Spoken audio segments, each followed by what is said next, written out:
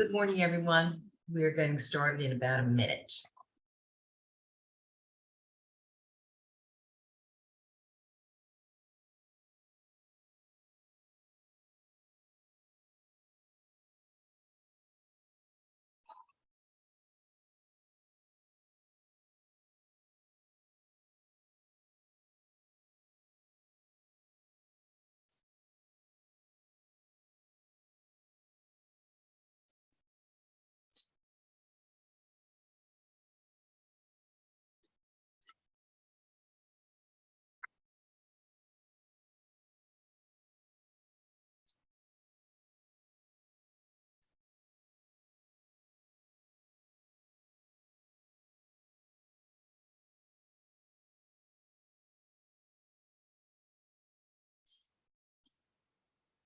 Okay. Good morning, everyone. I'm Shelley Feingold, Behavioral Health Coordinator from the Monmouth County Division of Behavioral Health. Welcome veterans, active military, family members, and behavioral health professionals to the 6th webinar in our ongoing series with the goal of getting much needed information out about services and resources. This webinar is co-sponsored by the Mental Health Association of Monmouth, Monmouth County Division of Behavioral Health, Monmouth County Veterans Services, and the Veterans Administration. Thank you for joining us. When we started to plan this webinar, we realized it was time to talk to veterans and those of you who work with veterans. What are the gaps in services? What services are working well? What do veterans need? What's helping? What isn't working? We reached out with a brief survey asking if the respondent is a veteran, a spouse, or behavioral health professional. Most responses were from veterans and behavioral health professionals, mostly living in Monmouth and Middlesex counties. Veterans responded that many of them were feeling depressed and angry. There was disappointment about treatment at the VA hospital. PTSD is quite common, not surprisingly. Financial issues, cost of living, illness, both physical and mental, were mentioned several times. People also responded that they get good medical care as veterans. So these are direct quotes from behavioral health professionals on what they see with their clients who are veterans. Suicide and suicidal ideation were mentioned, along with problems accessing care.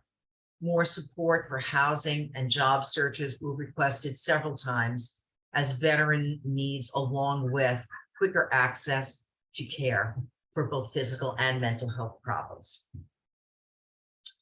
So please use the Q&A option at the bottom of your screen for presenter questions or comments. You can post them anytime during the program and they will be answered. Okay, so let's get started. Our first presenter is Heather Church Soto. Heather is a licensed clinical social worker and a disaster response crisis counselor. Heather has a passion for caring for people in their time of need. Over the last 20 years, through her extensive trauma-focused clinical work with children, families, and communities, she has found that hope can come in many ways during even the most difficult times. She is currently a suicide prevention coordinator for the Department of Veteran Affairs, where she works with veterans at high risk for suicide, provides community education and training, and works with the suicide prevention team to coordinate suicide prevention efforts for the New Jersey VA.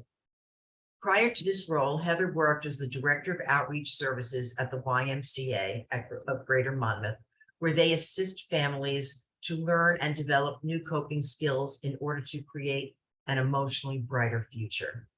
She has been a lead responder for the Traumatic Loss Coalition in Union, Monmouth, and Ocean counties, which provides hope, healing, and support to children in schools and communities during a time of loss. From November 2015 to August 2022, Heather had the privilege of being the Traumatic Loss Coalition coordinator for Monmouth County. Additionally, Heather serves as the state response crisis counselor for both Monmouth and Ocean counties. Heather? Good morning, everyone.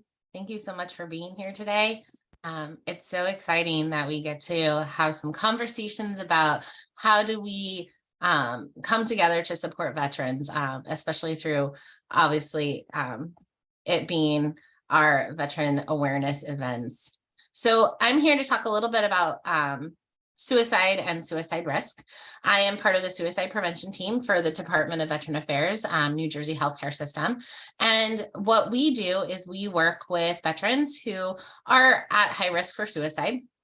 We also provide community education trainings and different kind of events. You might see us at different events for veterans. So I always like to start my training with just talking a little bit about the Veterans Crisis Line. This is a really great resource for anybody who is feeling like they just need to talk to someone, and maybe they don't have someone they can talk to at 2 o'clock in the morning or at 2 o'clock in the afternoon, depending on what's going on in their lives. This site has a qualified responder who will answer your questions, who will talk with you, who will support you in what you need to do to be able to kind of work through what's going on in your life at that moment. They can also then connect you to a local suicide prevention person by sending a referral right over directly to our team in New Jersey, or if you are outside of New Jersey or in one of the other healthcare systems, then to the suicide prevention coordinator in your system. So that number is 988. All you do is you press 1, and it's a wonderful resource for veterans. So today we're going to talk a little bit about suicide. We're going to talk about myths and realities. We're going to talk about some facts around it. We're going to talk about the veterans protocol of SAVE, which is how do we talk to people about suicide, and then some resources. I always like to start though by saying that we know statistically for every person who has died by suicide, there are somewhere between 100 and 150 people who are impacted by that loss. And so if you have been impacted by the loss of a suicide, the death of somebody by suicide, then I really want you to take good care of your hearts during this conversation. Take good care of your spirit. If you need to take a pass and walk away, that's okay. You can do that. And I would just encourage you to come back, try to be back toward the end of the conversation, because there's some really great resources for you guys to be able to connect to. So let's start by talking a little bit about language and stigma. Suicide is something that we want to approach with compassion. We want to be able to have conversations with people and engage in dialogues with someone with a lived experience, or somebody who maybe has had some kind of writing or knowledge around this in a professional setting. So we want to be mindful of our language. We want to be mindful of how we talk about things. And this is not about being politically correct, right? This is really just about saving lives. And so the more that we use safe language, the better we are at supporting and ensuring that we're saving lives. So we don't want to use the words committed suicide. And the reason for that is because the word commit implies that suicide is a sin or a crime. When we think of somebody committing something, they've committed a crime or they're committing a sin. And that is a selfish act. But what we're talking about with suicide is that this is something that people are feeling like they just really have no other way to end this emotional struggle that they have going on, and they're having a hard time seeing that there's another option. So that's not the same thing as a selfish act. So we also don't want to talk about something being successful, right? Because we don't want people to think that the success is usually something you associate with something that's good, right? We are, we successfully completed a class, or they're a high profile person, and that means that they're very successful, right? So success is usually framed in a positive aspect. And so we don't want to look at suicide as a positive thing, which is the same reason that we don't use the language unsuccessful. We also don't want to talk about gestures or calling people suicidal or using things like they're crazy or schizophrenic, right? What we do want to say is we want to say something like, this person died by suicide. Just the same way that we would say this person died from cancer, this person had a heart attack, right? Or died from heart disease. We don't make it about the person, we make it about the disease in that moment. We want to talk about a death by suicide, a suicide attempt. All kind of suicide attempt actions are really just considered suicide attempts. We also want to see things like Bradley is having thoughts of suicide, not necessarily that Bradley is suicidal. And then we want to see things like, this person has been diagnosed with schizophrenia, or this person has been diagnosed with depression, not necessarily labeling them as depressed or schizophrenic.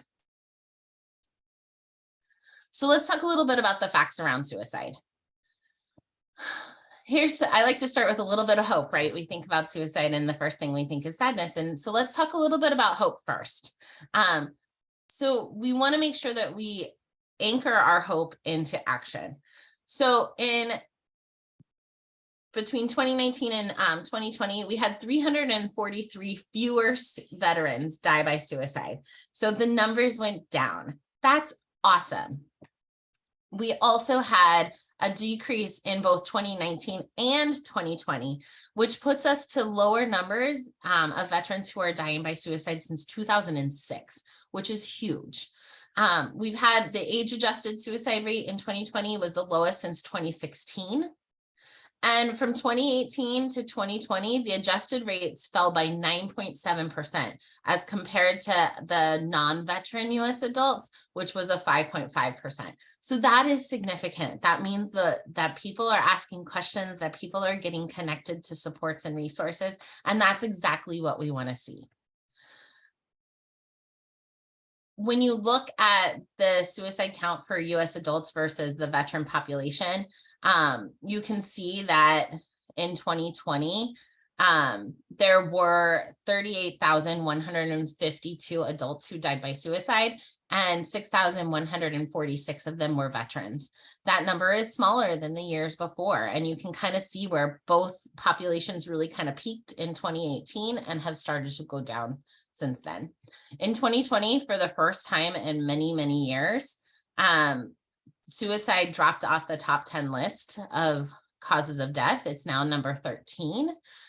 Some of that obviously was because COVID jumped up, but it went from 10 to 13. So there were a couple other things that have impacted that. And again, that's what we're looking for. We want less people dying by suicide. When you look at suicide deaths from 2001 to 2020, you're seeing the averages. In 2018, 18.6 veterans died per day. And now in the 2020 data, 16.8. So we're going down, and that's a really wonderful thing. When you look at the difference between male and female, you're still seeing the same kinds of trends. The rates for women veterans were higher in 2017 and have continued to decline since that point. And in men, it was highest in 2018 and have declined since that point. But if you kind of look at the trend lines, they're pretty similar up and down in the same areas. And when you look at New Jersey numbers, we like to look at New Jersey numbers as well. From 2015 to 2020, again, you're seeing a little bit of that decline in the last couple of years. And there were 655 deaths by suicide in New Jersey of people over the age of 18. And then 58 of those were veterans. The 2020 number or 2021 numbers haven't come out yet. That's why we're using 2020 data. Hopefully by the end of this year, in the next couple of weeks, we'll have the 2021 data. So all this is to say, it's important that we have conversations about suicide. And when we have conversations about suicide, one of the things that's really important to talk about is lethal means. And lethal means safety. So how is it important, and how is as important as why when it comes to dying by suicide? So what my department's role, a part of us, our role is to have education conversations around how do we reduce access to means. It doesn't necessarily mean that we're going to come up to you and say, you need to get rid of your guns, right? If you're having somebody who's in your home who's feeling suicidal, whether that's you or somebody else, we need to talk about how do we reduce access. Okay. And that's what lethal means safety is. So let's talk about lethal means deaths. Non-veteran adults, you're seeing that firearms is really kind of across the country, the largest number, followed by suffocation, poisoning, and then other. In veterans, that number is significantly higher for suicide death by firearm. And so it's important for us, especially when we're working with veterans or as veterans, right, that we have conversations about safety around firearms. The lethality of using a firearm is 85 to 90% fatal. So if somebody wants to die by suicide and they utilize a firearm, they're more likely to die than any of all of the other methods combined. All the other methods combined are 5% fatal. So it's really important that we're talking about how do we lock up guns in a way that's safe, so that people don't have access. The other part about this that's really important to think about is that typically, if you look at these statistics, this is from the time somebody decides they want to die and they make a decision that they want to die to the time they actually make an attempt. 71% of those people die within an hour or attempt within an hour of that time frame, which means that if we make it harder to access their choice method of death, then they are less likely to die because their brain starts to kind of kick in and other things happen. So there was a study in Houston that interviewed 153 survivors of nearly lethal attempts. And these are ages 13 to 34. And they talked about how just reducing that risk, that access would have saved their lives in that moment. So we know that the suicidal crisis is an acute phase, and it's often brief. And we also know that suicide attempts are often an impulsive moment. So if we focus on how to build time and space between the impulse to act and the means to harm oneself, we're able to reduce the likelihood that people will die. So the whole tenet of lethal means safety is if we increase the time and space between impulse and action, people will be less likely to die. Most people who are deterred from one method don't actually seek out other methods. So people, once they've made a choice on how they want to die and their method of death, they don't typically say, well, I can't get my gun, so I'm going to go take some pills. They usually start to think a little bit differently, and their brains kick back in, and ideally they'll use some additional coping skills that they've learned to be able to reduce those thoughts in those moments. Most people who survive an attempt do not go on to kill themselves, but 60% of those who died by suicide died on their first attempt. So it is important that we reduce access to these lethal means to decrease the likelihood that an attempt will be fatal. So there's some tips on guns storage. Lock it up, right? Get a gun lock. If you need a gun lock, you can reach out to us at the suicide prevention team at the VA. We're happy to get them to you. You can use a lock box or a gun box or a gun case. Electronic lock boxes, which is great because you can just use a code that maybe nobody knows, or biometric safes. So you want to be able to lock it up. If you are feeling suicidal, lock it up and give the keys to somebody else, so that it's a little bit harder for you to access that weapon if you need it or you feel like you need it. So tips on medication storage. Again, you want to lock it up. You want to keep it secure and out of the reach of people, especially children, right? You might want to talk to a friend about managing your medications.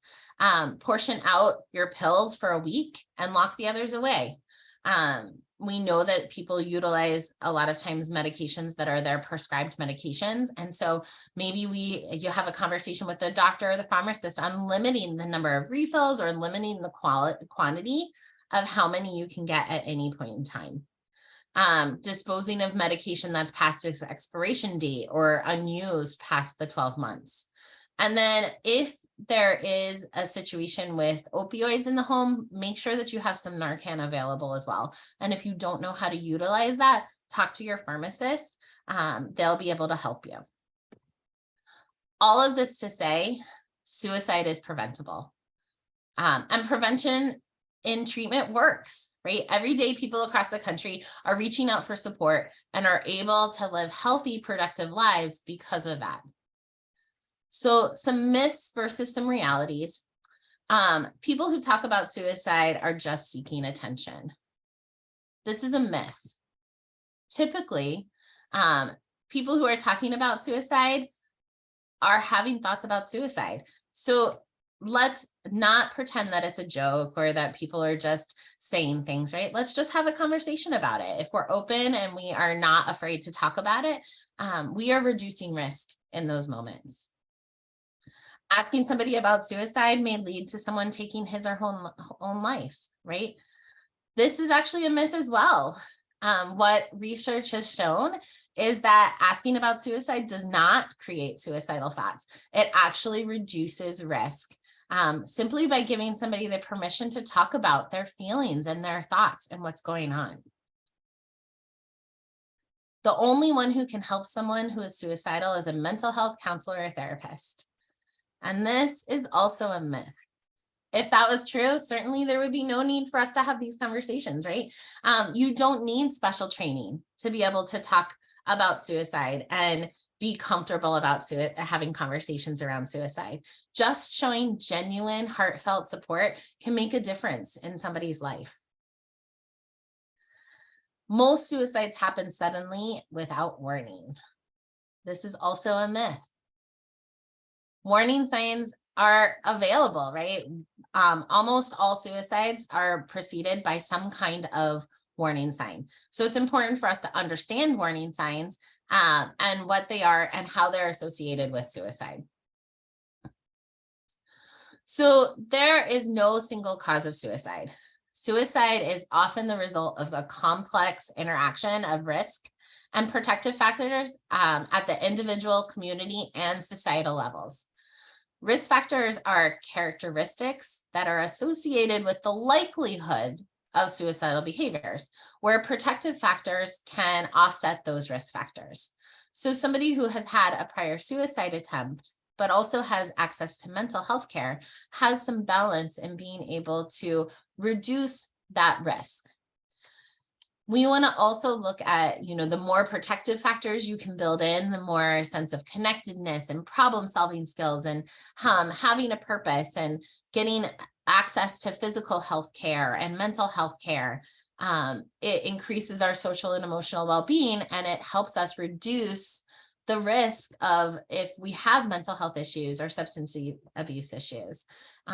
Access to lethal means is absolutely a risk, just like we talked about. Recent losses can be risks. And those losses don't necessarily have to be people who have died. It could be, a huge move or a loss of a job, right? But if you have some of these protective factors in place, that loss might not feel as heavy or as burdensome. So we also, especially when we're thinking about veterans, people who have had frequent deployments to hostile environments, might be a risk.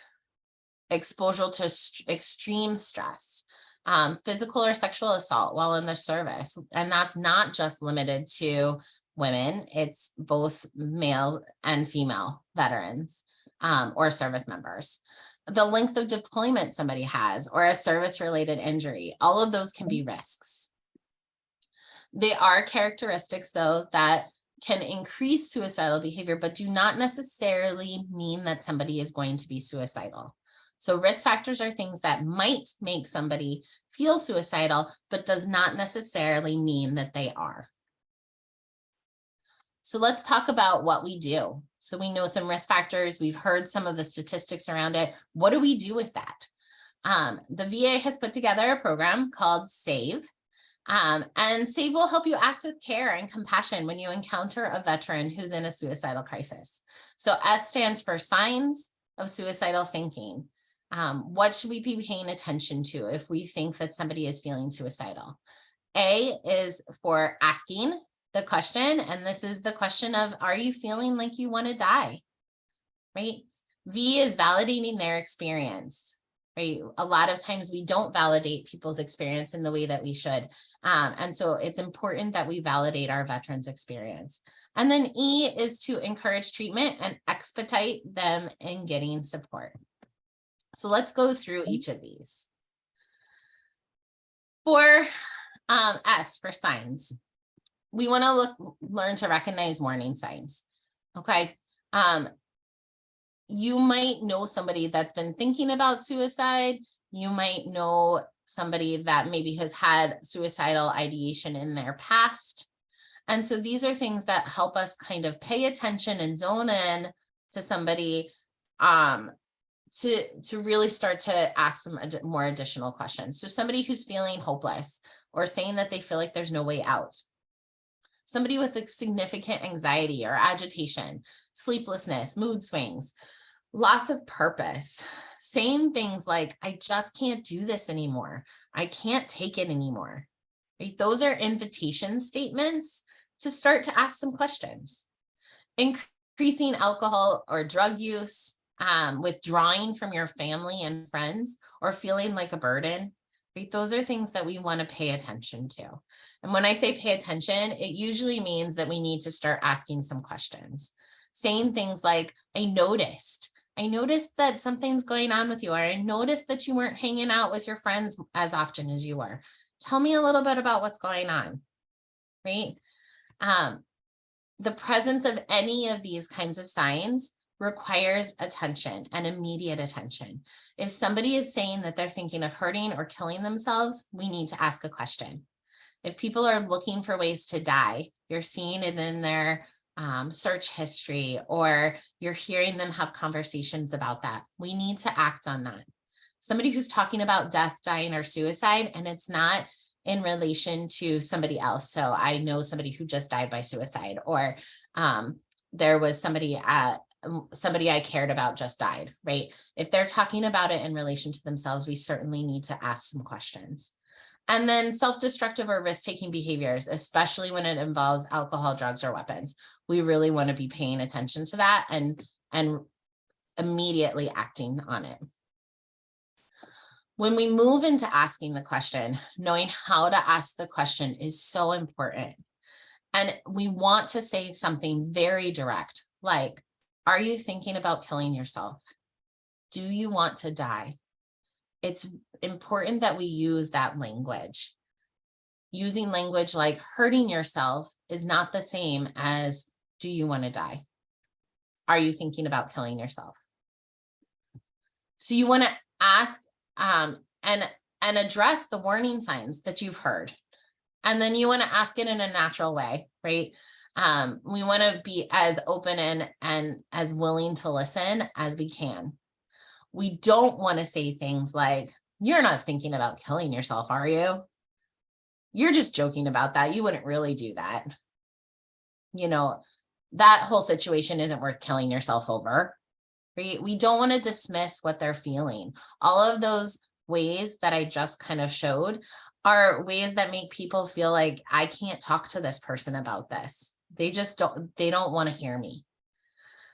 We also don't want to wait to ask the question. We want to, as soon as the statement has happened, we want to ask the question. As soon as we've heard some warning signs, we want to ask the question. We don't want to wait until someone's halfway out the door or until they're walking down a hallway, or right. We want to ask it right away.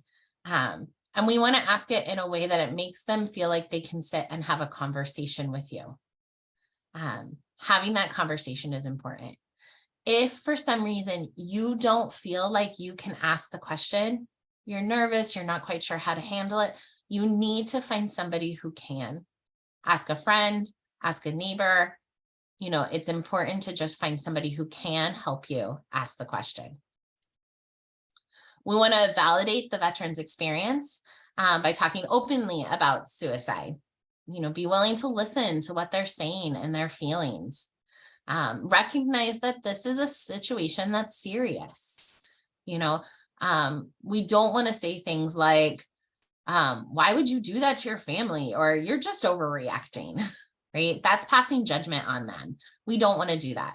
We want to reassure them that there's help available and that you are a safe person to talk to. You want to think about times when maybe you were overwhelmed and stressed. The last thing that you wanted was just somebody tell you, like, just calm down. It's no big deal, right? You want somebody to listen to you and help you feel like there's a partner in your process, right? That you're not doing it alone.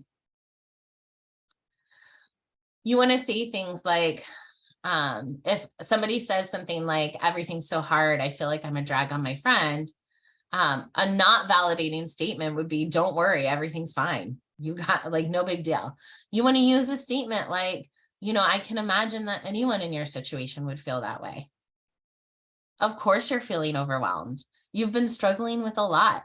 This would be too much for most people to handle, right? Those are statements that make somebody feel really like they're being heard and that their experience isn't an experience that they have alone. Okay. You want to say things like, I'm here for you. Let's talk about this. Remain calm while you're doing it. Listen more than you speak. We're all very good at talking a lot, right? We want to listen more than we speak. We want to have open body language. Maintain eye contact, but don't be weird and like stare at them so hard that it's a little bit intimidating, right? But you want to maintain eye contact. Don't argue with them. You want to be supportive and use encouraging comments, and then be honest, right? What matters most is connection, because connection is building opportunity for hope, and hope is how we help somebody heal. If you're doing this during a phone call, you want to make sure you're keeping them on a line. You want to obtain information of where they are, their name, their phone number, their location. You might want to have to conference call them to the VCL, which is the crisis line, 988. And then if they disconnect, you want to call 911 with that information. And you can practice conference calling if you do this at work. You can practice conference calling with your coworkers, or if you have a family friend that can kind of be on the line to support you. Texting, right? Texting is the way that people talk now, right? But we want to make sure that if we are utilizing texting for some of these kinds of conversation, you want to replace silence with reflection. So you want to reframe what they're saying and ask questions. Don't be afraid to be direct in your texts, and find balance in your timing. The important piece about texting is tone can be tricky, right? And so people read into tone. And so if you're not sure that you can have this conversation in a text, then just make the phone call and have a conversation on the phone. E is encouraging treatment and expediting getting help. So what do I do if somebody says that they're suicidal? We don't want to keep that behavior a secret. We don't want to leave the person alone. We might need to call 911 to get them to the nearest hospital. In Monmouth County, there's some other kinds of resources through our crisis numbers that you can reach out to. You want to make sure that they understand that there is help available, and that together we can work through this. And then you can call the crisis line at 988 and press 1, and they can also connect you to support. Safety considerations. So if a veteran has a weapon, obviously you want to get to safety and call 911. And if they've already harmed themselves or someone else, we're calling 911. Our job is not to be a negotiator in this process, right? Our job is to just get the people who that's their job to come and support. So in review, right, we want to validate people's experience. We want to listen to them. We want to be supportive. We want to stay with the person or stay on the phone with them, and then get them the assistance that they need. We don't want to agree to keep a secret. We don't want to dare somebody to go through with it. And we don't want to use guilt or threat to prevent suicide, because that never works. So remember your SAVE, right? S is for signs of suicidal thinking, and how to recognize them. A is to ask the most important question of all. V is to validate the veteran's experience, and E is to encourage treatment and expedite getting them help. So I have a video that I want to show you guys that I think is a really great representation about getting help.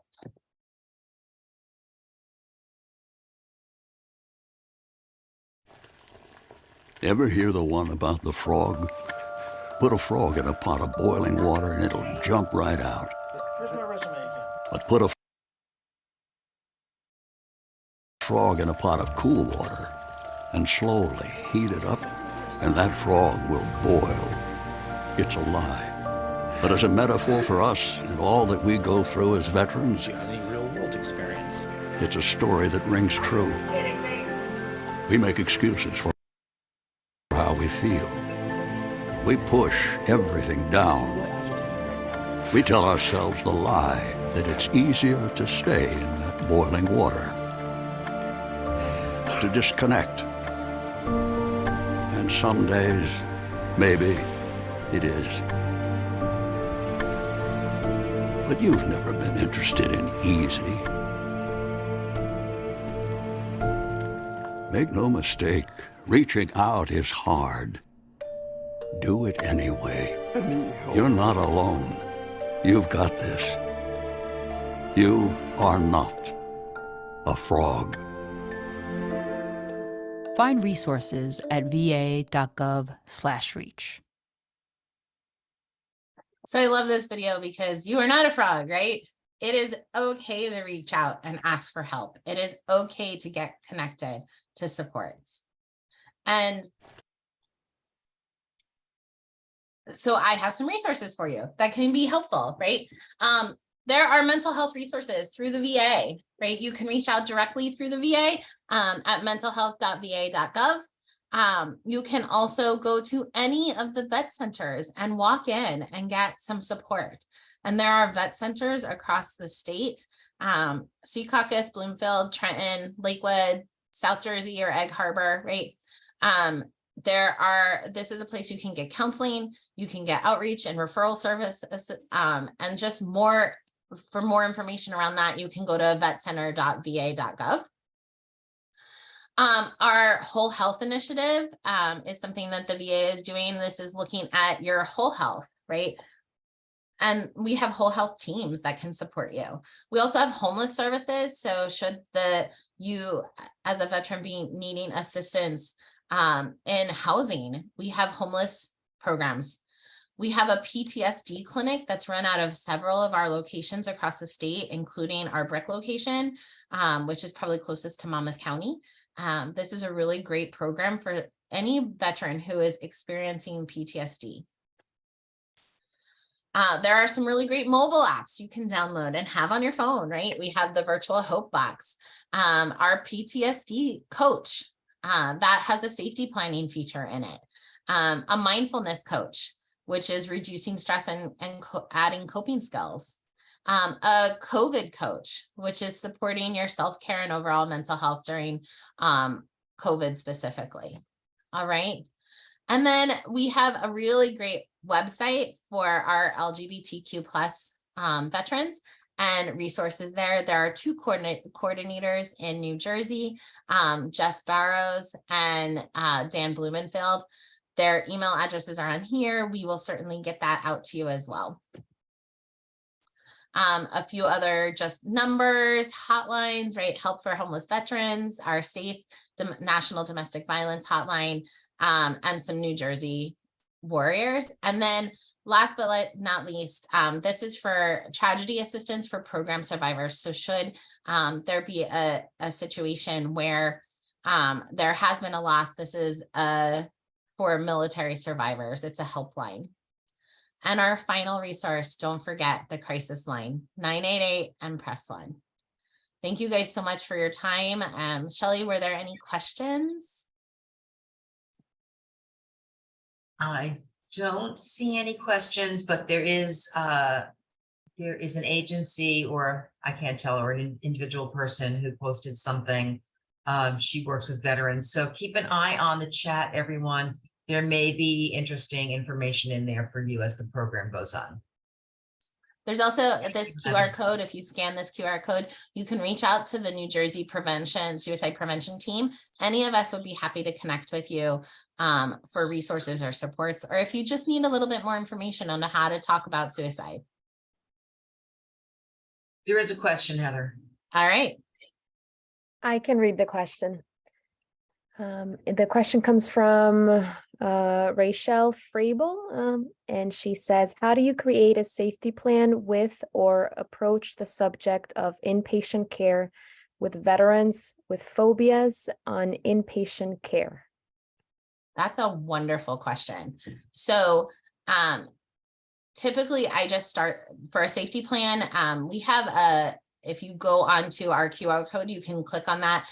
There's actually a safety plan guidelines information on there on what types of things should go into a safety plan and what that means. We also have some resources on having conversations about going into inpatient, but I think one of the things I like to talk about with veterans is what is going on for them that creates the fear, right? What is that they're afraid of within inpatient care? And a lot of times, maybe it's their job or losing a job, or it's that they need somebody to care for their children. There's a lot of times other things that are going around the how do I take care of myself and the people, the loved ones in my life, right, with inpatient care. And so I usually do a little bit of digging to see what that's about for them, and see if we can kind of figure out what might be holding them back from inpatient care. If they're really just resistant, I think that there are times where certainly then there's more of an involuntary route, and that's my least favorite route to go, right? It's always better if you can get somebody to buy into the fact that they might need some support. But at that point, I think if you're talking to a veteran and you're really concerned for their safety, it's either a call to 911 or call to PES and have one of their screeners come out and do what they need to do to really support that veteran in getting the immediate care that they need. We have another question. Sure. And it says, will these slides be shared via email? Shelly, I can get them to you if you'd like that, and then we can send them out to the people who are on the. Okay, the answer is yes. Yeah. Great. Is that it? All right. For questions. All right. Well, thank you guys so much for letting me be with you today and to share this information about suicide prevention. Just being here puts you on the step in the right path to supporting the people in your lives or supporting yourself through the process. So thank you. Thank you, Heather. Okay, you can stop sharing your screen and we will move on. Thank you. Our next presenter is William Gardell. William is the Director of Disabilities and Veteran Service for Monmouth County since 2016. He's currently serving as a second-class petty officer in the U.S. Coast Guard Reserve since 2010. William? Morning.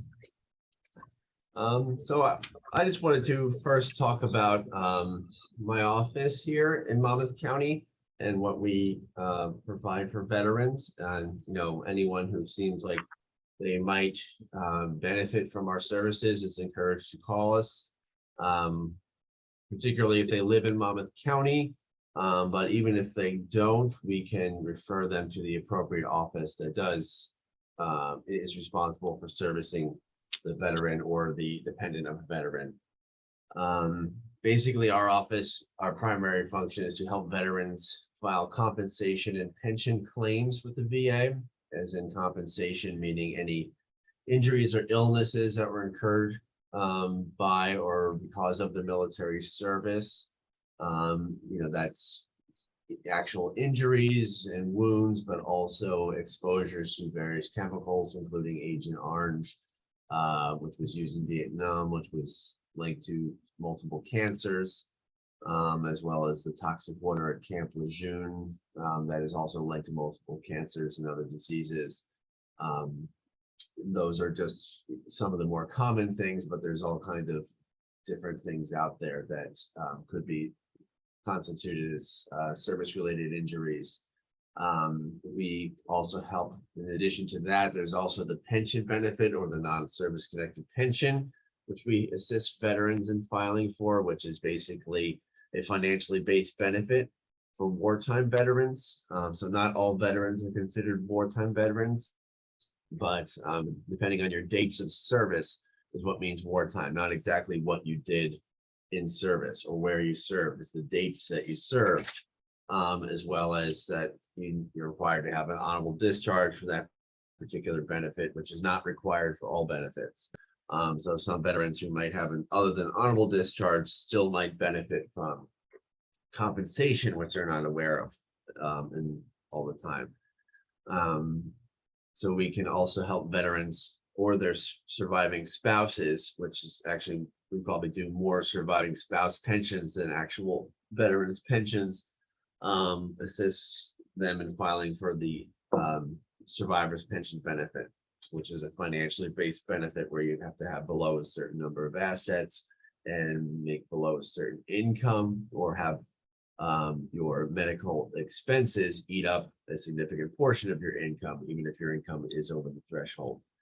And then veterans or their spouses might benefit from a financial monthly check from the VA if appropriate.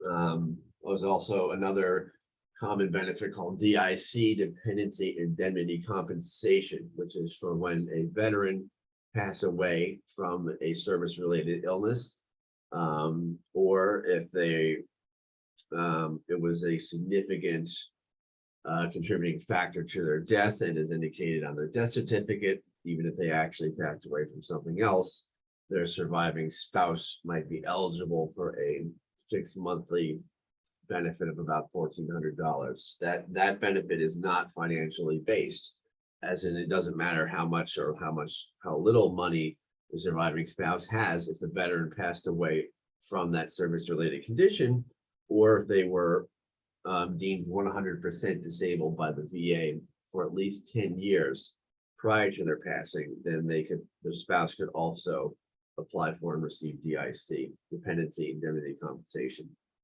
And even in more rare instances, children or even parents of veterans can sometimes be eligible for DIC if the child, was, deemed a permanent dependent, even if it was an adult child, if they were a permanent dependent of their veteran parent, as in the child was disabled since childhood permanently, then they would potentially be able to receive DIC. Or if the parents of the veteran were already essentially living as dependents of their veteran child, and there's much more financial proof that's required for that benefit. And rare instances, they can also receive that benefit if appropriate.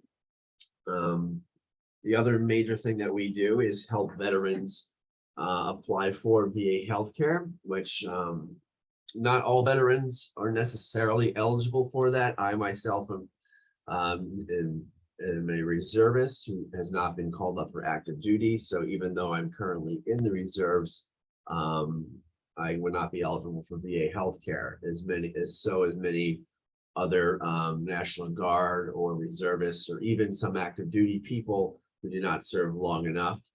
Basically, if you served prior to 1980, you had to have only served 90 days of active duty to be eligible for VA healthcare. But after 1980, you had to have served 2 years or had been called up during a period of war and completed the time period in which you were called up. As in, if you were only called up for a year to active duty and you completed your year, then you would most likely be eligible. But if you had served only a year in during the 80s, for example, and were not called up during wartime, and by wartime we mean basically from Desert Storm onwards, then you would not be considered appropriate for VA healthcare unless you had served at least 2 years. But in general, we encourage all veterans to apply for that, and we can send them the application. And if they truly need assistance, we can also assist them with the healthcare applications. There are clinics in Tinton Falls, VA healthcare clinics, as well as Brick, New Jersey. Brick is a larger clinic, like a medium-sized clinic, and Tinton Falls is a more local, smaller clinic, but they do have mental health care services there. Also, as well as regular doctors there. Basically, how it works mental health wise, or really any specialty, you get enrolled in VA healthcare, you get a VA primary physician, and then your VA primary physician will refer you to a specialist as appropriate. And many VA doctors now do virtual appointments, so especially the mental health doctors can treat you over the phone or via Zoom, as well as you can still come into the office as an option as well, but they offer both of those now. One thing that many veterans have been told in the past, even veterans who had applied for VA healthcare and been denied, generally we always recommend you apply again, because there are income figures associated with VA healthcare. So the income thresholds may have changed. So you may have been ineligible years ago, but now you may be eligible because, for one, your situation may have changed, but also the thresholds themselves change frequently. So veterans are encouraged to apply essentially no matter what. The VA primary doctors in our area are really quite good. We hear far more good things than bad. The VA has changed significantly over the last, I would say, 6 years. Things have gotten better in terms of the actual treatment. Some of the things that VA healthcare does particularly well are audiology, like the VA hearing aids. We hear almost only positive things about VA audiology clinics, honestly, and they've helped a lot of veterans who require hearing aids and other devices. And also mental health, hear mostly positive things about that as well. Essentially, the VA pioneered a lot of mental health treatment, and then the civilian world basically more or less not copied, but learned a lot from the VA. So because they were one of the first groups that was treating a lot of people for significant mental health issues due to veterans' wartime service. So that's one of the things that VA has truly pioneered, and has been emulated by other mental health organizations and doctors and clinics and things like that. One of the other things our office has, besides what we as veteran service officers do, we also offer employment counseling services. There's a volunteer employment counselor who comes in. He's a veteran himself, and his task is just to help veterans who are looking for employment find suitable employment for them. He works with them individually, helps them with their resume, and helps them search for specific job opportunities. He's a great resource. And then also, besides our employment counselor, the VA themselves also has a representative in our office who is part of the VOC rehab program for vocational rehabilitation, which is a benefit for veterans who are already determined to be at least 10% disabled by the VA. They can get additional assistance with education benefits and education specifically geared towards specific jobs and vocations, hence vocational rehab. So that's another resource for not all veterans, but veterans who have already been deemed at least somewhat disabled by the Veterans Affairs Administration. So we have a VOC rehab specialist and a general employment counselor, and then our veteran service officers, our main function is to help veterans prepare and file compensation and pension claims with the VA. And then pretty much anything else veteran related they might need assistance with, we do that as well.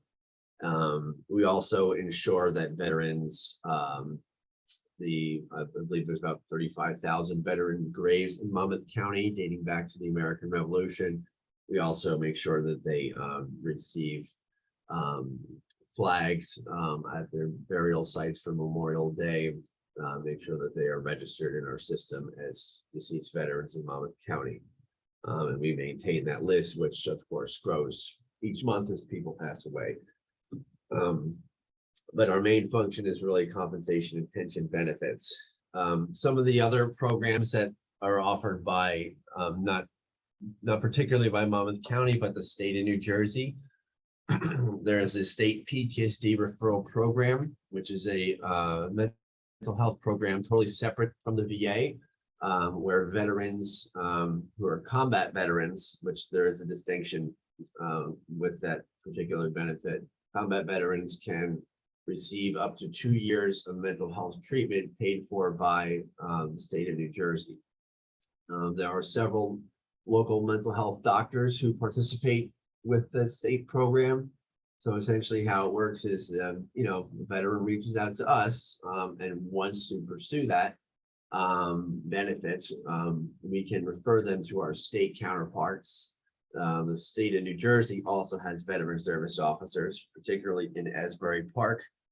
There's a state veteran service officer who we work closely with, who also services Monmouth County veterans, essentially doing the same thing as us, but for the state.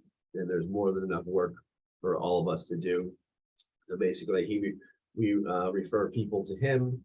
If they are eligible for the state program, he will then refer their information to one of the doctors who participates in the program, and then the doctor can provide care to the veteran for up to 2 years of generally once a week treatment, which is a great program. And veterans who are enrolled in VA healthcare can also benefit from that. It's not one or the other. If you work with the VA, but you also need additional help, then when you're a combat veteran, you can reach out to the state program. VA mental health, there's no distinction for combat veterans. So if you're just a plain old veteran and you need mental health services, we recommend you apply for the VA and then speak to your primary physician, and then they will hopefully refer you to one of the VA mental health doctors at either Brick or Tinton Falls. Tinton Falls has mental health doctors as well, even though they're a smaller clinic. Any major surgeries or things like that, VA healthcare does have 2 hospitals in New Jersey, and one in East Orange and then another one in Lyons, New Jersey, both up north.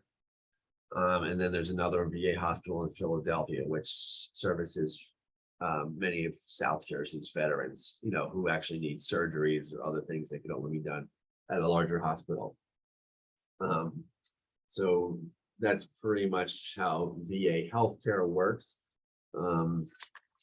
Other benefits that our office deals with less directly, one of which is VA education, as in essentially for veterans, most veterans are eligible for some type of assistance and education benefits usually from the VA. So if someone calls about that, we're generally referring them directly to the VA. There's a GI Bill hotline, it's called. So it's actually one of the easiest functions to contact the VA regarding. Basically, you call them and someone will actually answer the phone and can probably get you started with actually getting that benefit over the phone. I'm technically not even a veteran myself. I'm a service member as a current member of the Coast Guard Reserve, and I don't have any activations. So I'm not a veteran per se, but even as a drilling reservist, even I have access to VA education benefits called the Reserve GI Bill, which I did utilize. Basically, you just have to have completed your basic training and your job school, which is the specific training beyond your basic training. So as long as you have successfully completed that and are a member in good standing, of the reserves, you can utilize a reserve GI Bill, which is not as much money as the regular GI Bill, but it's still significant enough where, you know, it allowed me to continue on and get my master's degree, which I would definitely not have been able to do that without the reserve GI Bill. So most schools also have veterans liaisons or counselors or whatever they want to call it, but basically someone at a college who's supposed to assist veterans with, you know, getting their GI Bill benefits in order. But the GI Bill hotline itself, honestly, is pretty easy and pretty much will walk you through it. You know, there's usually minimal documentation for veterans or service members that they have to provide. If one thing veterans are going to need for pretty much any benefit is their DD 214, their honorable discharge papers, or just discharge papers. It's not always honorable, and not every benefit requires honorable discharge.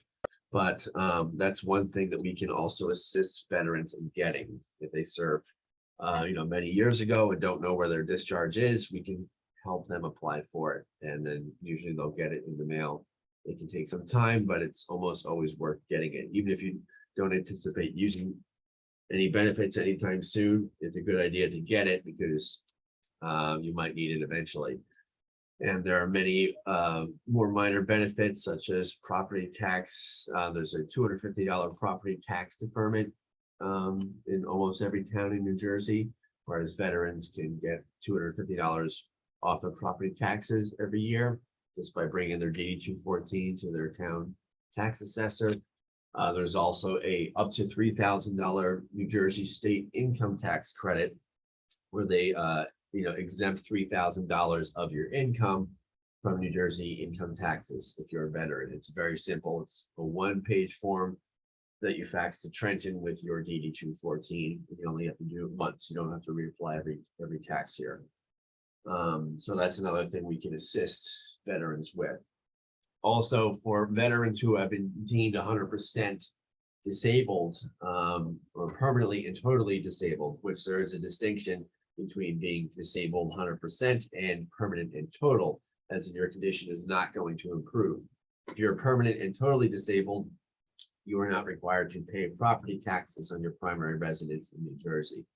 So once a veteran gets that rating, which is not easy to get, we always encourage them to bring that VA letter to their local town tax collector and then basically fill out a form, and then they won't have to pay property taxes as long as they live in that home. And even if the veteran themselves pass away, but their surviving spouse remains in that home, they do not also have to pay property taxes as long as they live. You know, this is not for income properties or a second vacation home. This is only for your primary residence in New Jersey, where you live. That's what the benefit is intended for.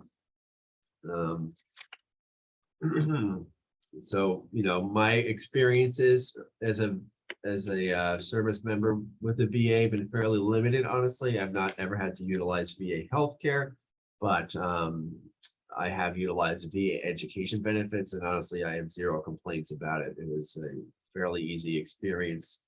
You know, I was able to get a significant amount of assistance regarding education benefits that was, you know, pretty vital to me, honestly.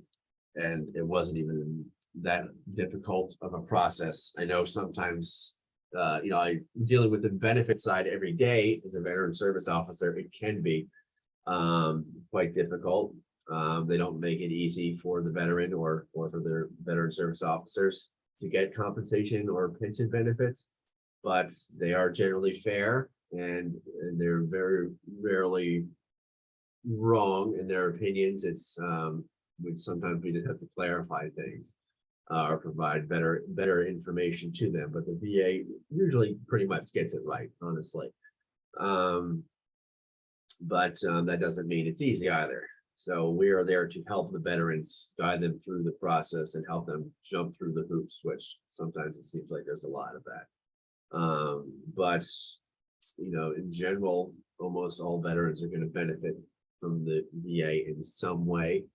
They just have to know what benefits to look for and what they need to do in order to get those. And we're more than happy to help them and guide them through that process. And anyone who's a veteran or even not sure if they're technically a veteran or not, if you're a guardsman or reservist, you know, we recommend you reach out to us. Or if you have a family member who lives in Monmouth County, but you live somewhere else, but you think they might be eligible for something, give us a call. And, you know, we will either assist you directly or refer you to the best office to assist you. Does anyone have any questions regarding anything that went over? Okay, thank you. Thank you, Bill. And just a reminder to everyone, if you think of questions after we sign off, just shoot an email to any one of us and we'll get those answers for you. Our next speaker is Dustin Knobloch. Dustin has a Master of Social Work and is the Director of Community Education and Advocacy at the Mental Health Association of Monmouth, where she supervises the agency's intensive family support services, mental health first aid, and intensive in-community programs. Dustin also facilitates MHA's quality assurance, community education committee, and student internships. She believes mental health education is fundamental for creating healthier and safer communities, and she is currently advocating for individuals and families living with mental illness. She's a strong supporter of the National Alliance of Mental Illness, known as NAMI. Intensive Family Support Services provides consultation for families and friends of adults with mental illness, providing one-on-one support, education, resources, and topic-based support groups. Dustin? Good morning. So happy to be here. So today I'll be talking about intensive family support services. And for those of you who may have worked with me or have heard me speak before, I know that Shelley knows any chance that I get to talk about IFSS, I am there, I am in. This is a program that is near and dear to my heart. I think that the work that we're doing in this program is just so needed, so appreciated, and just incredibly beneficial to the families. So I'm going to be sharing a little bit about what this program looks like and some of the work that we're doing. So as Shelley had shared, this program is for loved ones and family members of adults living with serious mental health.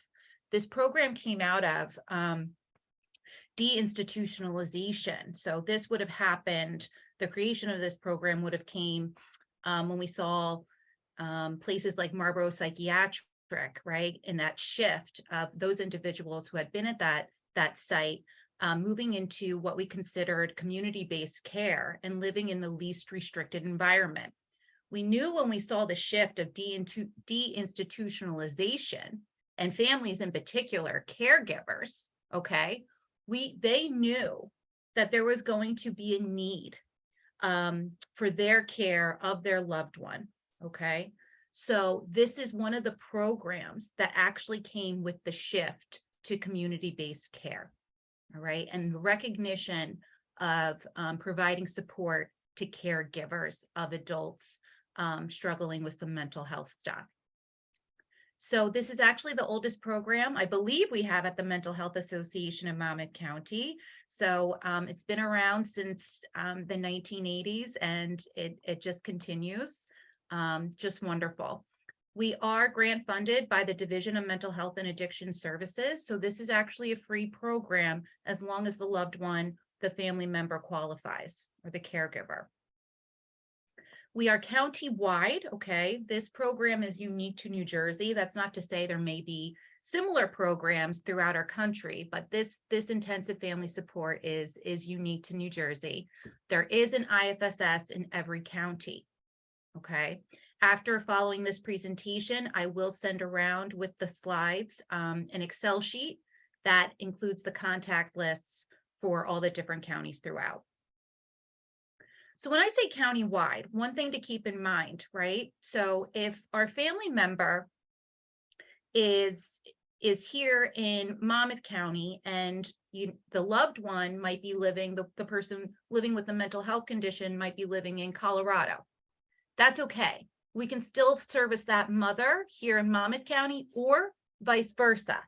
So say the son living with a mental health condition is local to Red Bank, but mom is living in Denver. We can still offer the services to mom as long as one or the other has a location in Monmouth County, which I think is pretty cool. So as I said, IFSS provides supportive counseling, one-to-one consultation, and education to loved ones of adults living with serious mental health conditions, right?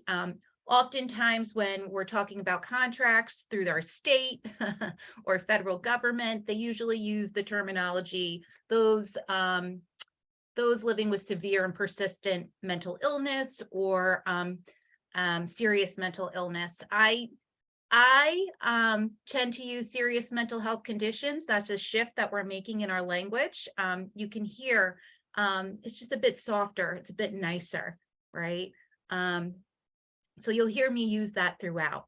When we're talking about serious mental health conditions, we're really talking about those symptoms, right? It doesn't have to necessarily be diagnoses for this program.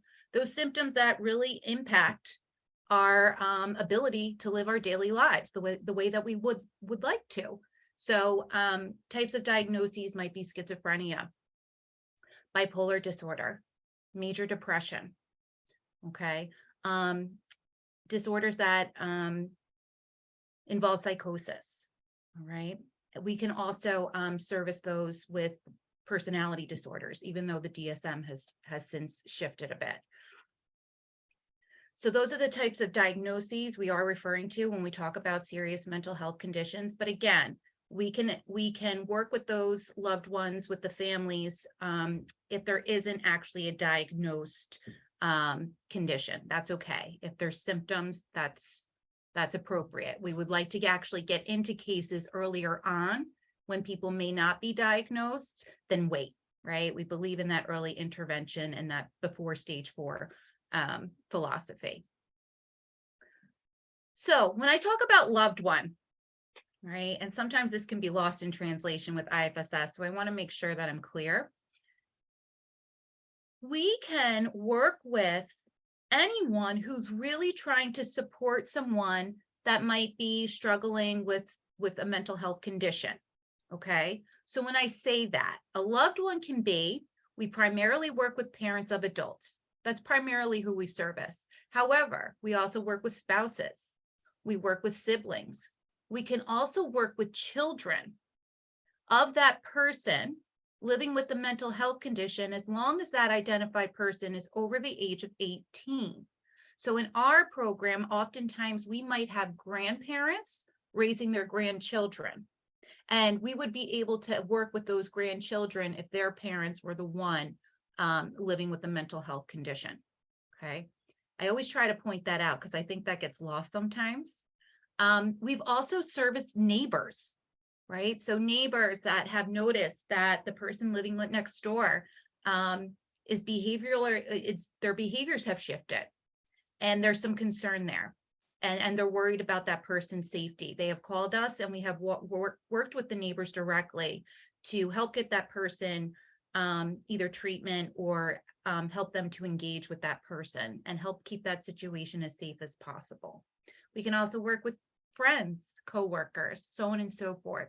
So I want to be clear about that. This is a very flexible program, okay? And loved one can mean a couple of different things. It's not unique to family members, okay?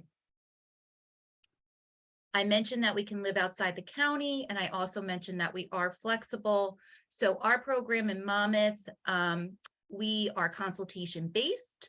So our consultants are genuinely flexible in their schedules to best meet the needs of families. We do have consultants who are willing to work weekends. We do have consultants that are willing to work after work hours to best meet those needs of families who are employed 9 to 5, right? So the program is designed to best meet the needs of every family to the best of our ability. So let's talk a little bit about what IFSS support looks like. What are some of the things that we're working on? What are some of the things that we're seeing? So one of the biggest things, right, is we're always working to reduce stigma of those living with mental health conditions through public awareness, through community education, right? We want to make sure that we're sharing as much about mental health as we possibly can in the hopes that people will access the help when they need it. Especially families that are recognizing that their loved one might be struggling, right? And what do I do with that? Okay. A lot of psychoeducation. So when we're working directly with our families, when we're talking about these symptoms, what do they mean? What does this diagnosis mean? How do I engage with somebody who might be symptomatic? What is the importance of medication monitoring, right? Those types of things. What to do if somebody's actively psychotic, right? We necessarily don't want to change or challenge their reality. So how do we speak to somebody, right? And how do we communicate? Those are the types of things. Navigating the adult psychiatric system of care. Okay, so the adult psychiatric system of care is a bit different than our youth-based system of care, right? And as a family member, it can be really difficult to navigate. Our system, and one of the things we focus on heavily with our families, is really understanding that system. Our system is designed to keep people out of the hospital as much as possible, right? I talked about in the beginning that shift from long-term hospitalization and institutionalization. Our system is built to divert from the hospital when appropriate. That's not to say long-term hospitalization doesn't exist, it does. But really, our local psychiatric units, right, they're designed to stabilize the crisis, okay? And usually when we say stabilize the crisis, we're talking about somebody taking medication, right, and responding better. That's the idea. And once that takes place and that crisis moment is stabilized, that person will be discharged, right? And that's an important thing to understand, because we're not looking at maybe a week, 2 weeks, right? We might be looking at a few days. And a lot of families don't realize that that person may not necessarily be coming out of the hospital better or in great shape, but they're going to come out having stabilized that immediate crisis situation that they had gone in for, right? So what we would do with our families is work with them during that time. And how do we work with the hospital to prepare for discharge, or how do we prepare the household for discharge, or how does that family advocate during that time period? Okay. Linkage and referral, right? So we work with our families to share with them as much information as we can about what's out there. We talk a lot about Social Security benefits, the need to really get those Social Security applications completed as soon as possible. How do you help your family member do that? Maybe that person is eligible for cash assistance or the SNAP program that was formerly known as food stamps. Housing.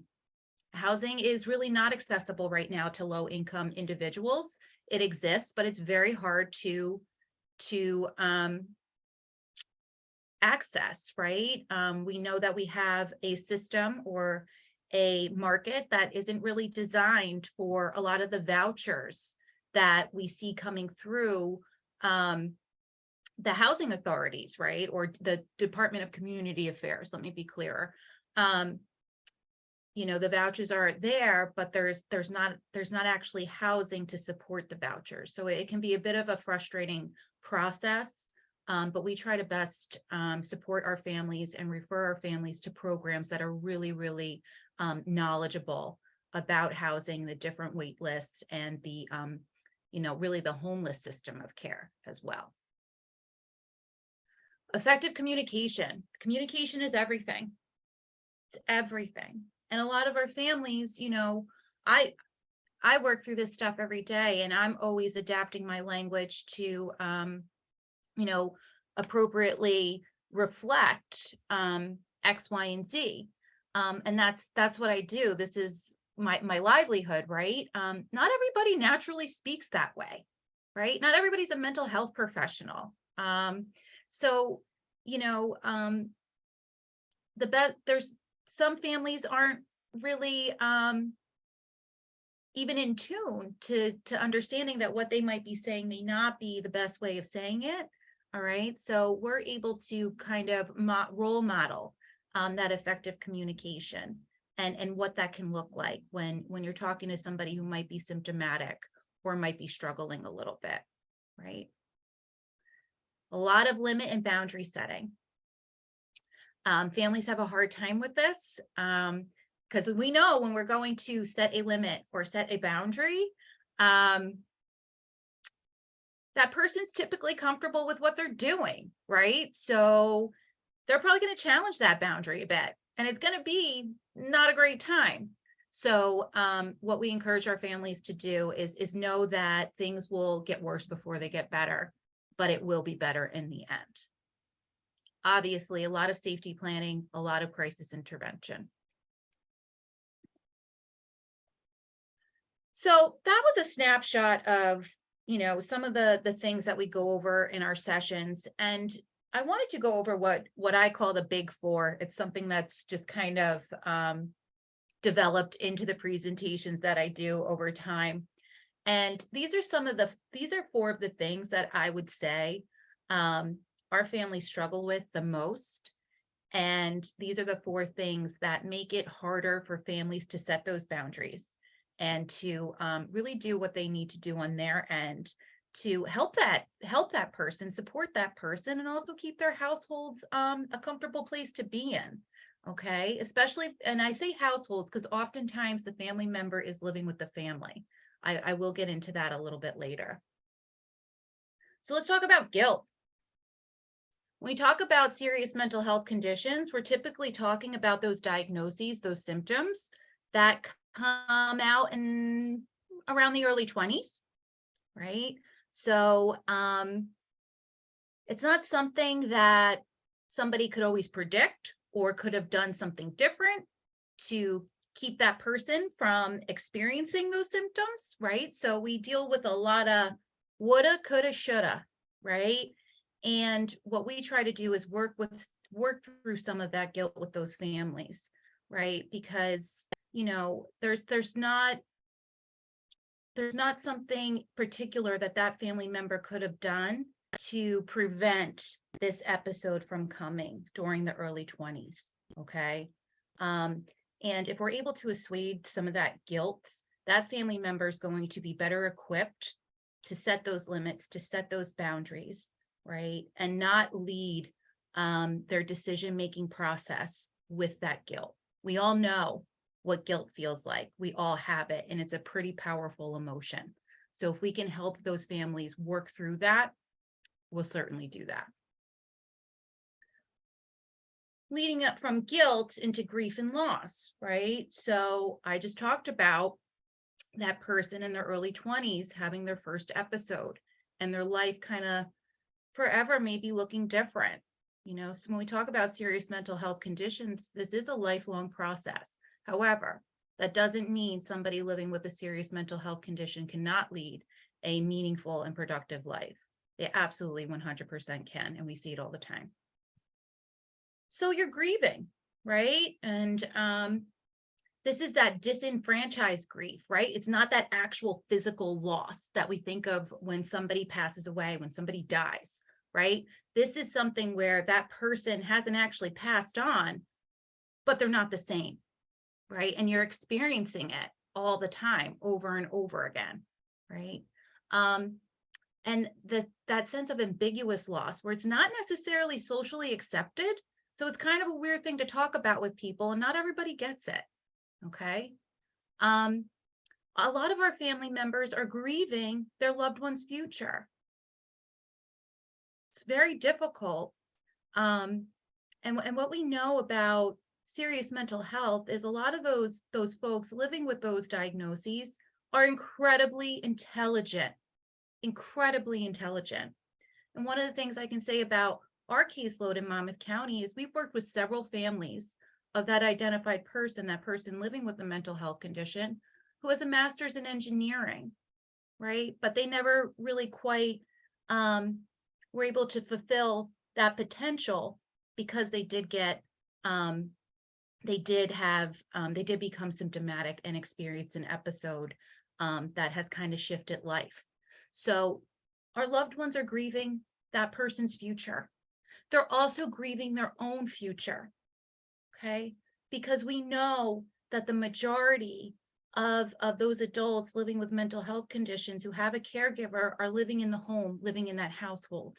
So their retirement years look a lot different than they used to. Right? Isolation. A lot of our families and loved ones are isolated.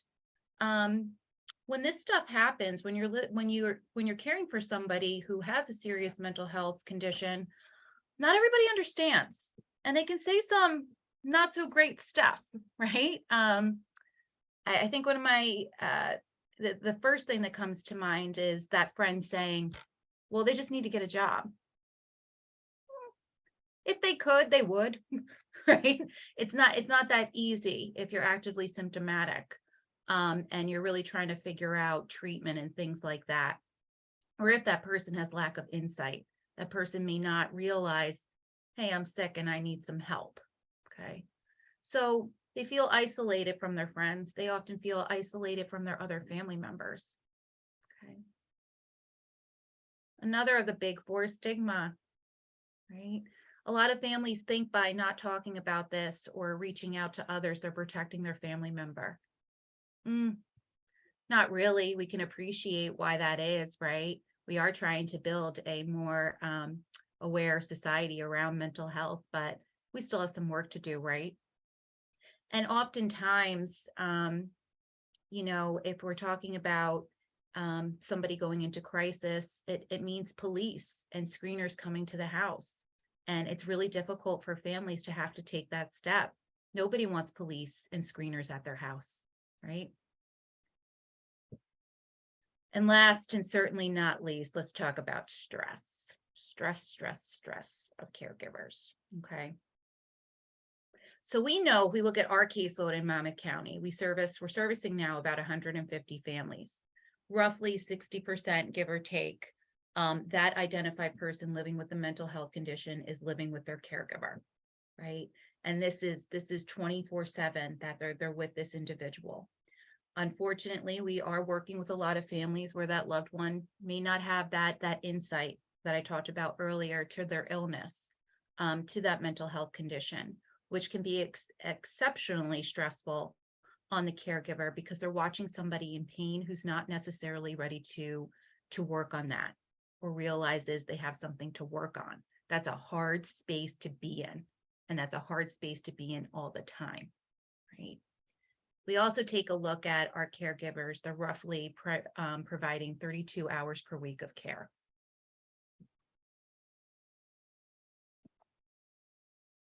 So just to talk a little bit more about some of the stress and validate what some of our caregivers are seeing. If we look nationwide, about 45% of our mental health caregivers are living in the home with the loved one. 50% share that their loved one is financially dependent on them. Right? So that's an additional stress. It's been reported that parent caregivers of adult children with mental health report higher levels of stress than other family caregivers. They also report that their caregiving related tasks have made their own health pretty And I can tell you firsthand in the program that we work in, this is so true. We have a lot of family members with some pretty serious physical health conditions that oftentimes they're waiting to address, or they're not addressing because they're so fixated on caring for their family member, which is only going to negatively impact their ability to caregive, right? Additionally, some of this stress might be attributed to the fact that a lot of these families do not know what's going to happen to their loved one after they're unable to care for them.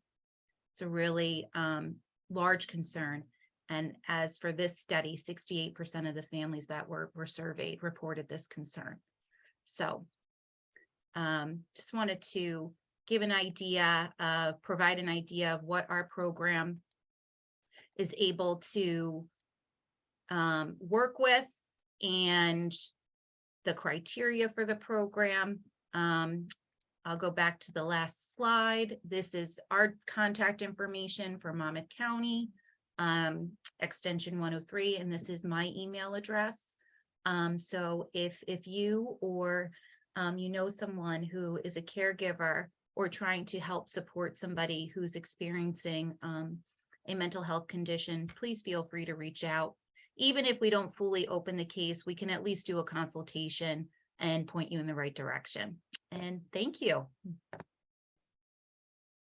Thank you, Dustin. So we have a question about the recording, and we are sharing the recording, I believe, after. So yes, so in answer to the question, the recording will be shared.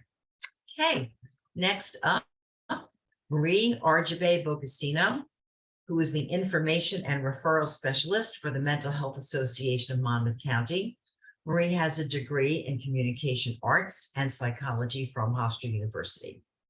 Marie serves as the Disaster Response Crisis Counselor on the Monmouth County DRCC roster and is the statewide family representative for the DRCC New Jersey State Advisory Board.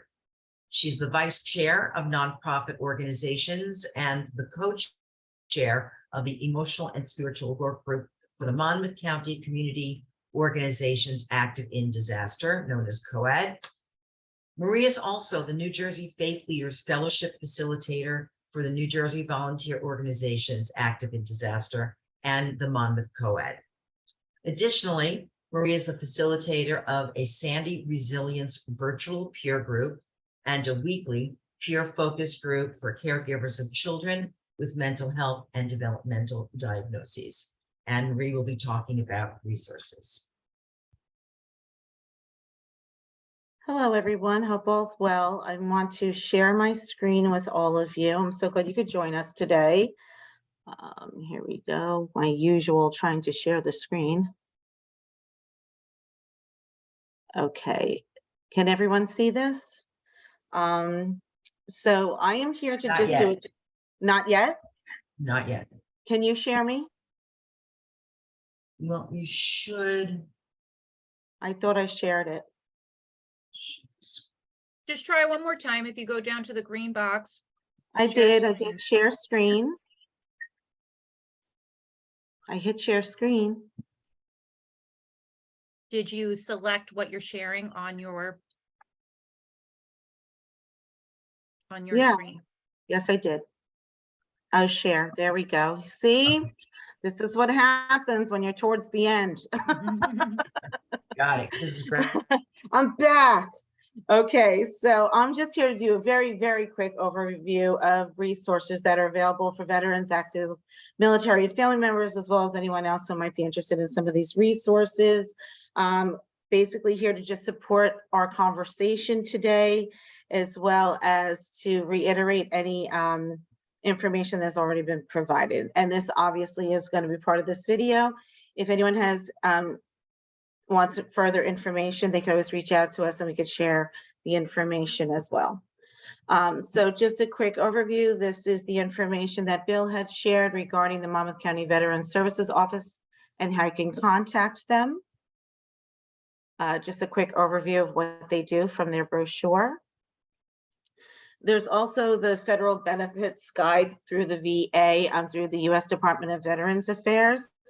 That is accessible online, and this is just a quick little screenshot of what it would look like trying to see what different benefits. I really found it very interesting about the ENIT benefits and the healthcare end of it. When I was doing the research for the resources for all of you today, I was really amazed, pleasantly amazed about the plethora of information that's out there. So please feel free to always reach out to the Monmouth County Veterans Services Department or the VA or our agency. And we can even help you navigate online to find further information as well. Just again, a supporting image based on the dial 91988 for the Veterans Services. That's how you get the Veterans Crisis Line now. One thing I did want to add, and Heather gave such amazing information, so did Bill. Remember, if you, a loved one, someone you know ever needs to make this call, just say that you are a veteran. or in the military, or a loved one of son. It is very important to identify, if you can, not just your need, but who you are, so that they know how to appropriately, send the information over to the proper resource to assist you. There are resilience building strategies for families also dealing with mental illness. I think this is a wonderful resource as well. And again, we could always help you navigate this information and how to get to it. This is through, again, the U.S. Department of Veterans Affairs. I also thought it was a wonderful addition to see that there are, throughout the country, veterans coffee socials. It's a way to help with the isolation, to help bring people together as a community who have common needs, goals, concerns. And I thought this was a wonderful way to kind of bring communities together. And they even have an outline on how to plan your own social planning group to be able to introduce this opportunity in your own community. Of course, we want to celebrate our women veterans as well. Lots of times people identify veteran as predominantly male, same as our active military, but women are very much supporting our nation in their various roles in our service needs through our country. So through, again, my research, I found that there's a Women Veterans Call Center, and you can call or text and get further information on resources, how to connect with VA healthcare. There's a maternity care coordinator in helping to enroll in the VA healthcare, even setting up your medical appointment. I just thought this was a wonderful resource that I did not know existed. And everyone is always welcome at the VA. And I think that's a very important thing for everyone to remember. And again, there's the Women's Veterans Call Center for further information. You could also assist needs, access needs, I should say, for your family. And just for an example, getting the flu shot.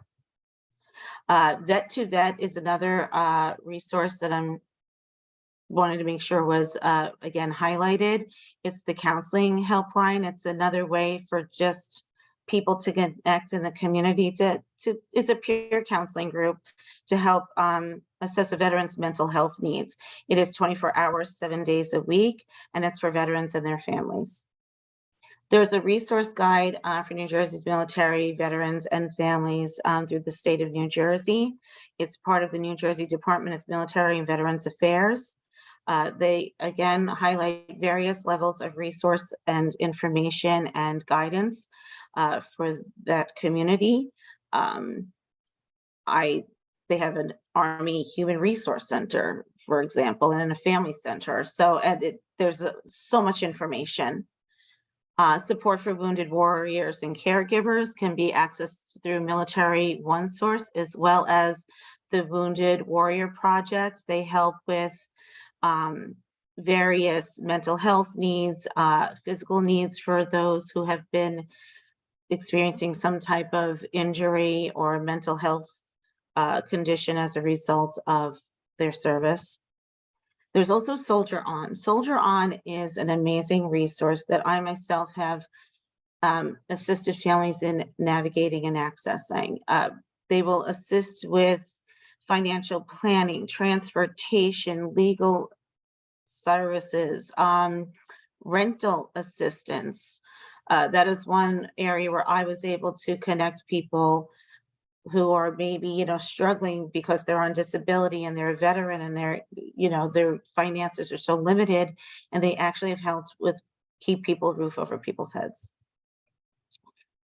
There also, it is the time of year, it's the holiday season, and it's always good to reach out and see what else is out there for our service members, our veterans, and our community families.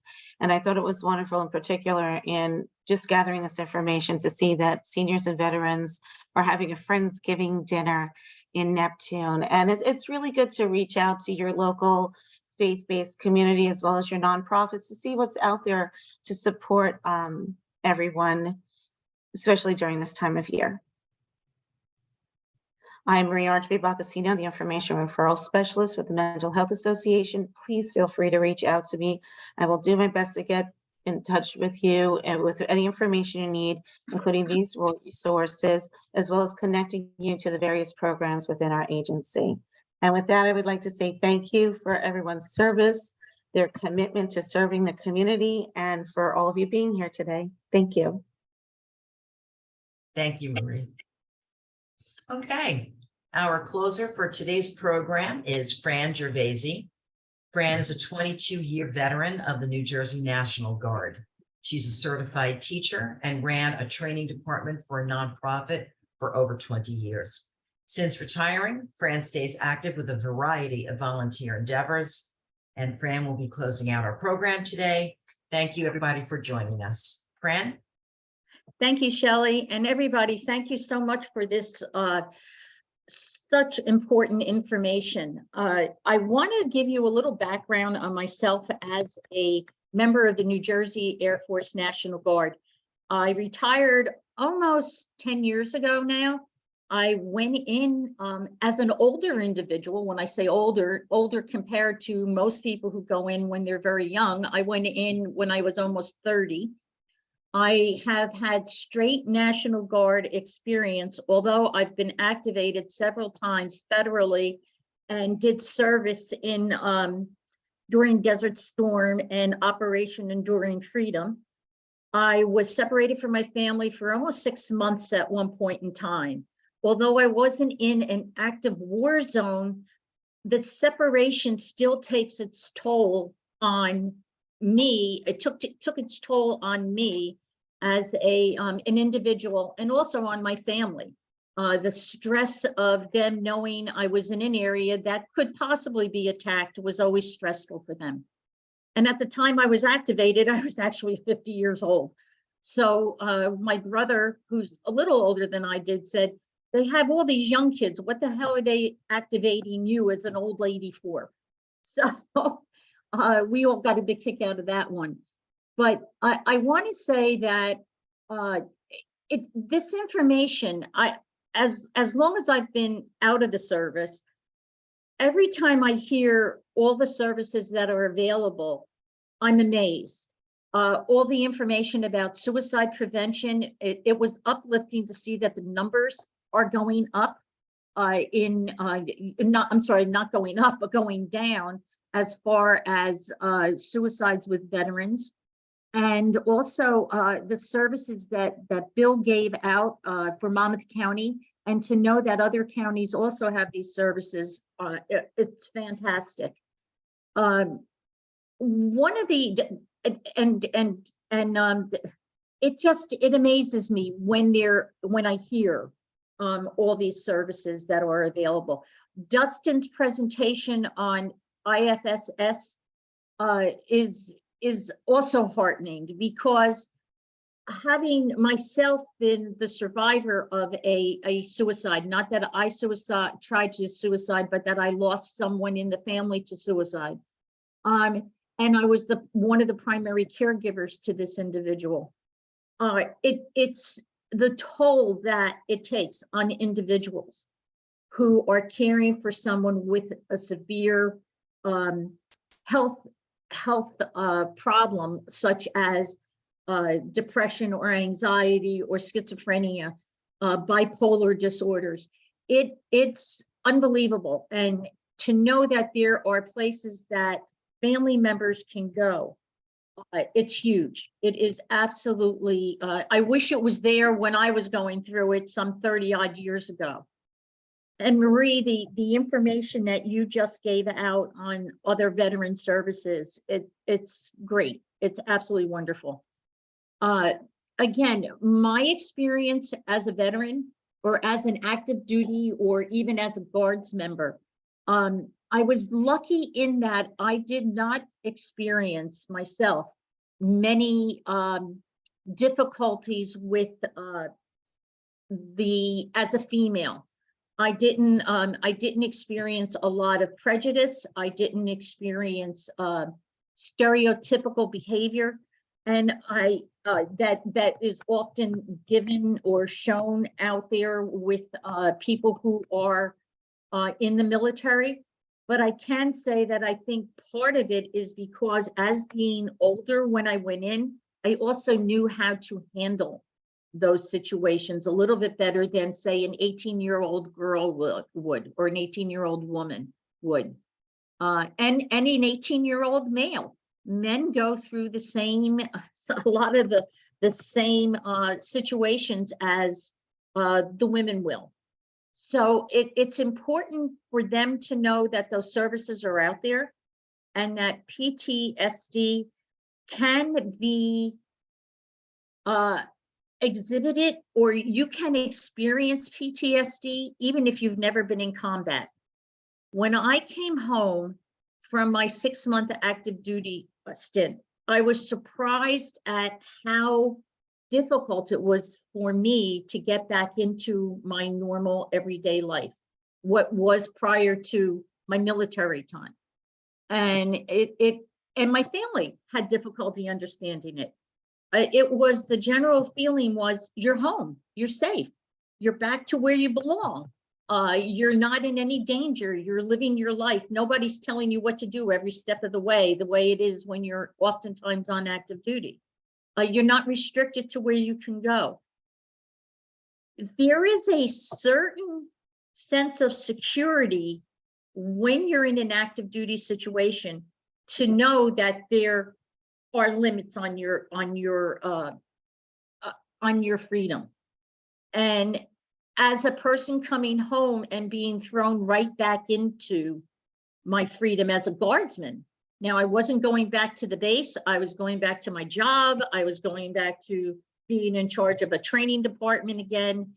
And it was an interesting, it was a sometimes a very difficult situation to go through. And all of these services that were mentioned today, I wish I had known about then. You know, like I said, it's almost 20 years that I've been out, and I wish more of these services were available or were more accessible. And I have to say again and again, please share this information. If you're a provider, please share all this information that was given you today. If you are a veteran, take advantage of it and share it with your friends. And I just want to thank everybody again. If you're a vet, thank you for your services. If you're a provider, thank you so very much for all of your help and being out there for veterans and their families. And to those on the panel, thank you for letting me be able to be a part of this program. Thank you, Fran. Thank you, everybody. Thank you for joining us. Have a wonderful weekend. Have a wonderful Friendsgiving, Thanksgiving, however you celebrate, whatever you celebrate. Enjoy. Take care.